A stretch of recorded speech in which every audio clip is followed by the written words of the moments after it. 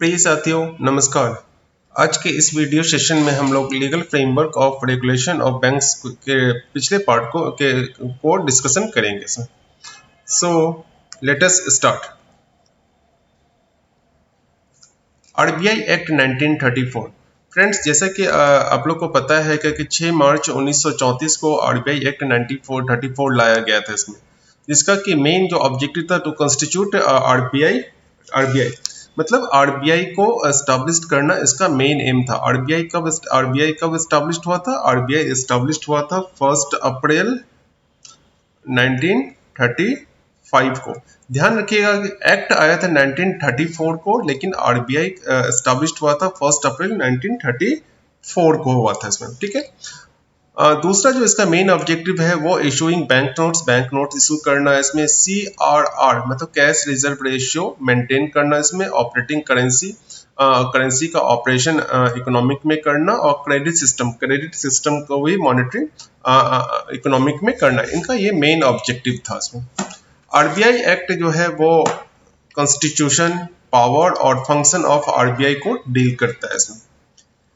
इस एक्ट में does not deal with regulation of banking, मतलब रेगुलेशन ऑफ बैंकिंग का डील कहाँ होता है? ये डील होता है BR एक्ट 1949 में इसमें। ठीक है। लेकिन रिजर्व बैंक ऑफ इंडिया के सेक्शन 42 में कैश रिजर्व रेशियो का डील किया जाता है इसमें। आरबीआई का मेन फंक्शन ऑब्वियसली आप लोग को फ्रेंड्स पता है क्योंकि ये है बैंक टू बैंकर्स, मतलब बैंक का ये बैंकर्स है एंड गवर्नमेंट्स के भी, ये सेंट्रल गवर्नमेंट्स के भी बैंकर्स है इसमें।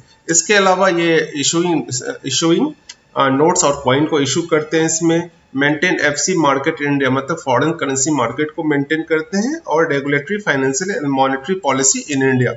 ये बेसिकली इनके ये 4 फंक्शन होते हैं इसमें। आरबीआई जो फंक्शन करते हैं वो सेंट्रल बोर्ड ऑफ डायरेक्टर के अंतर्गत फंक्शन करते हैं इसमें। सेंट्रल बोर्ड ऑफ डायरेक्टर जो के अंतर्गत जो फंक्शन करते हैं उसमें एक गवर्नर और 4 गवर्नर होते हैं जो कि सेंट्रल गवर्नमेंट के द्वारा अपॉइंट किए जाते हैं इसमें। अभी फ्रेंड्स ऑलरेडी आप लोग को पता है कि जो गवर्नर है इसमें श्री शक्ति कांत दास है गवर्नर। डिप्टी गवर्नर 4 हैं जो Shri M.K. Jain, Shri T. Ravishankar, Shri M. Rajeshwar Rao और डॉक्टर M.D. पात्रा। ये 4 अभी हमारे डिप्टी गवर्नर है इसमें। इनकी जो हेड ऑफिस है वो मुंबई में है। मुंबई में हेड ऑफिस के अलावा इनके 4 लोकल बोर्ड भी होते हैं इसमें, जो कि मुंबई, चेन्नई, दिल्ली और कोलकाता में है इसमें।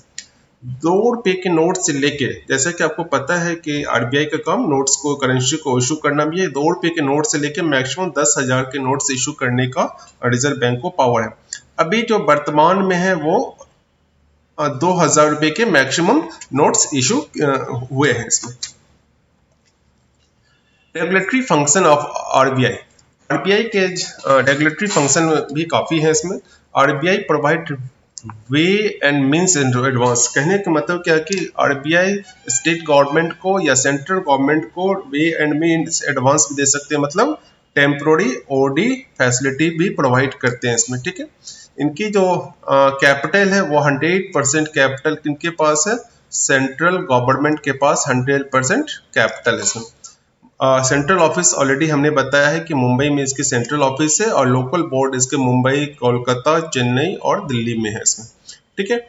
RBI under supervision. आरबीआई किनके अंडर सुपरविजन होते हैं? वो सेंट्रल बोर्ड ऑफ डायरेक्टर के अंतर्गत सुपरविजन होते हैं इसमें। ठीक है। RBI regulates the banking system. किसके अंतर्गत वो रेगुलेट करती है? BR एक्ट 1949 के तहत आरबीआई रेगुलेट बैंकिंग सिस्टम को करते हैं। RBI power as regulator and supervision. Friends, जैसा कि आप लोग को पता है कि बैंक में जो मैक्सिमम पावर होंगे वो रिजर्व बैंक ऑफ इंडिया के पास पावर होते हैं। पावर में कुछ पावर का हम लोग डिस्कशन करते हैं, जैसे कि लाइसेंसिंग ऑफ बैंक। किसी भी एंटिटी को बैंक चलाने के लिए आरबीआई से लाइसेंस की जरूरत होती है इसमें। ठीक है। और वो licence Reserve bank of India ही इशू करते हैं। और कैंसिलेशन, अगर लाइसेंस इशू करने के बाद जो उनका टर्म कंडीशन है वो बैंक फुलफिल नहीं करते हैं तो उनके कैंसिलेशन की पावर लाइसेंस का भी आरबीआई के पास है सर। आरबीआई किसी भी बैंक के हायर अथॉरिटी मतलब मैनेजरियल पर्सन को रिमूव भी कर सकते हैं और मैनेजरियल पर्सन पे अपॉइंट भी कर सकते हैं। Give direction, time to time reserve bank of India bank को डायरेक्शन इशू करते हैं। डायरेक्शन करने मतलब जैसे कि केवाईसी से रिलेटेड डायरेक्शन हो गए, ओम्बड्समेंट से रिलेटेड डायरेक्शन हो गए इसमें, ठीक है। IBPC, PC inter bank participation certificate से रिलेटेड डायरेक्शन हो गए, PSLC priority sector lending certificate से रिलेटेड डायरेक्शन हो गए, काउंटरफीट नोट्स, ऐसे बहुत सारे direction time to time reserve bank of India bank को इशू करते हैं। इसमें आरबीआई के पास पावर है कि किसी भी बैंक का वो इंस्पेक्शन भी कर सकते हैं और सुपरविजन भी करवा सकते हैं। इसमें कंडक्ट ऑडिट मतलब फाइनेंशियली ट्रांजैक्शन या फाइनेंशियल अकाउंटिंग का भी वो ऑडिट कराने का भी power Reserve bank of India को है। इसमें time to time reserve bank of India bank से क्रेडिट इंफॉर्मेशन भी लेते हैं। जो लार्ज क्रेडिट होते हैं उनकी इंफॉर्मेशन भी time to time reserve bank of India bank से कलेक्ट करते हैं। आरबीआई के पास पावर है कि बोर्ड ऑफ डायरेक्टर को वो सुपरसीड भी कर सकते हैं मैक्सिमम 12 मंथ तक के लिए, और अपॉइंट एडमिनिस्ट्रेटर को भी अपॉइंट कर सकते हैं। अभी हाल में ही हम लोगों ने देखा था कि येस बैंक में इस पावर को यूज किया गया था। इम्पोज पेनल्टी, जी बिल्कुल सही कह रहे हैं कि time to time reserve bank of India के बारे में पेपर में ये लिखा जाता है कि इस रिजर्व बैंक ऑफ इंडिया ने फन्ने बैंक को पेनल्टी किया है, फन्ने बैंक को ये पेनल्टी इम्पोज किया है। पेनल्टी इम्पोज करने का पावर भी रिजर्व बैंक ऑफ इंडिया को है, लेकिन ये किस केस में करते हैं, जब वो आरबीआई का जो डायरेक्शन है उसको कंप्लाई नहीं करते हैं। बेसिकली ये केवाईसी में देखा गया है कि केवाईसी का कंप्लाई बैंक नहीं करते हैं तो उस केस में आरबीआई पेनल्टी बैंक पे चार्ज करते हैं। इसमें आरबीआई सेंट्रल गवर्नमेंट को रिकमेंड भी करते हैं इसमें मॉनिटोरियम अमलगमेशन और वाइंडिंग अप के लिए। कोई आरबीआई के पास पावर है क्या कि सेंट्रल बैंक को किसी बैंक ने के डिपॉजिट को एक्सेप्ट नहीं करने के लिए, बैंक का अमलगमेशन करने के लिए या बैंक को बंद करने के लिए भी रिकमेंड सेंट्रल गवर्नमेंट को ये करते हैं या कर सकते हैं। Government as a regulatory of bank, central bank, government कहने का मतलब क्या कि सेंट्रल गवर्नमेंट, ठीक है। फ्रेंड्स आरबीआई के पास ऑलरेडी पावर तो है, लेकिन आरबीआई से एक प्राइमरी रेगुलेटर होते हैं इसमें बैंक के। बेसिकली जो रेगुलेटर होते हैं वो सेंट्रल गवर्नमेंट रेगुलेटर होते हैं इसमें, ठीक है। सेंट्रल गवर्नमेंट के पास आरबीआई का 100% इक्विटी शेयर होते हैं और ये गवर्नर और जो डिप्टी गवर्नर है उनका अपॉइंटमेंट भी करते हैं इसमें।